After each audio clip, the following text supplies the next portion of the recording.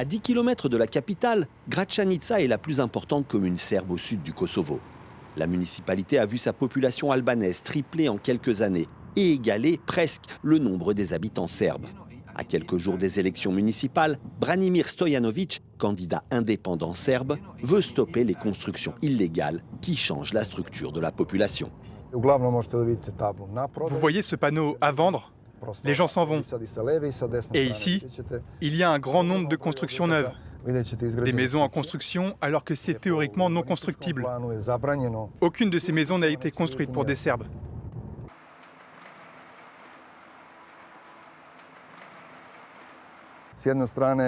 D'un côté, les Albanais achètent et construisent. De l'autre côté, les maisons des Serbes tombent en ruine. Celle-ci est vide, personne n'y habite. Branimir mène une modeste campagne en ligne et vise un poste de conseiller municipal. Non aligné sur la politique de Belgrade, qui verse de généreuses aides sociales à beaucoup de Serbes en contrepartie de leur soutien, il sait qu'il aura beaucoup de mal à rallier les électeurs. Les Serbes de cette région, pas seulement de Gračanica, se trouvent coincés entre le marteau et l'enclume. D'un côté, nous avons Belgrade qui éprouve le besoin de contrôler les Serbes pour ses propres objectifs politiques, et nous avons Pristina qui a son propre objectif, mener une politique de diminution du nombre de Serbes jusqu'à un niveau acceptable. Pourquoi ? Parce que selon le plan des Nations Unies de Martti Ahtisaari, les Serbes ne sont pas une minorité mais un facteur politique qui doit obligatoirement être pris en compte. Cela signifie que l'importance de notre rôle n'est pas liée à la taille de notre population. Pour la première fois, un Albanais se présente à la mairie de Gračanica. Une candidature qui effraie les Serbes. Et pour cause, il y a 2 ans, l'arrivée surprise de maires albanais au nord du Kosovo à majorité serbe avait été suivie par le démantèlement des administrations et services de cette communauté. Gračanica abrite l'unique théâtre serbe du pays. Il est régulièrement critiqué par le gouvernement kosovar, car financé par Belgrade. Le plan Ahtisaari a été intégré à la constitution du Kosovo. Selon ce plan, des branches telles que l'éducation, la santé et la culture devraient avoir l'autorisation de recevoir des financements de Belgrade. Elles devraient pouvoir s'organiser dans le cadre institutionnel de l'Association des communes serbes, qui n'a jamais vu le jour. Qui est menacé ici? Qui est en train de disparaître?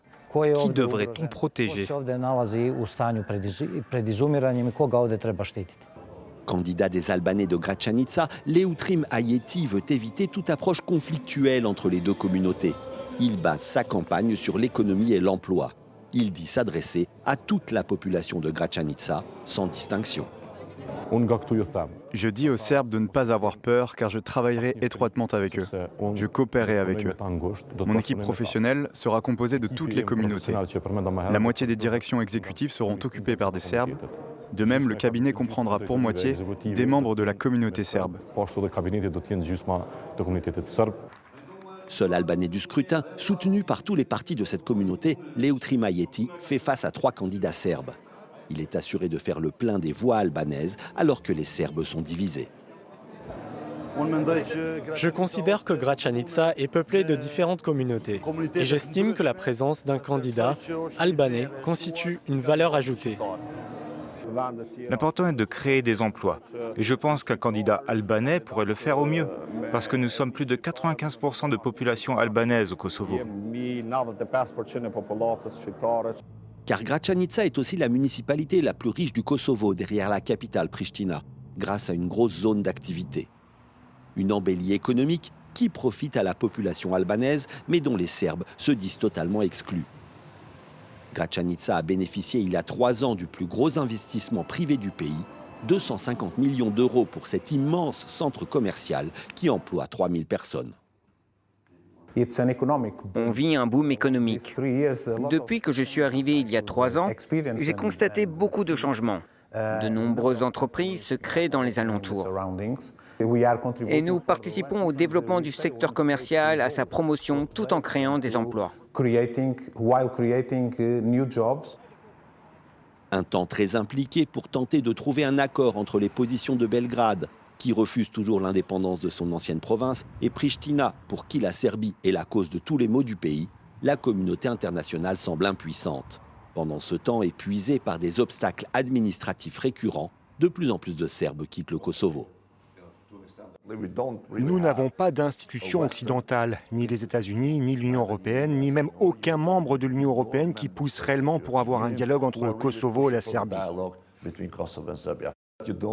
Il n'y a pas vraiment d'interlocuteur à Belgrade. Vučić est préoccupé par les manifestations et sa situation est devenue très incertaine. Il n'y a pas de gouvernement au Kosovo non plus. Ces élections locales kosovares devraient constituer une pomme de discorde de plus entre Belgrade et Pristina. Dans 3 municipalités serbes du Kosovo, des candidats albanais seraient en position de l'emporter. Cela ruinerait un peu plus l'espoir d'une association des municipalités serbes réclamée par la communauté internationale et par la Serbie, mais dont le Premier ministre sortant du Kosovo, Albin Kurti, ne veut pas entendre parler.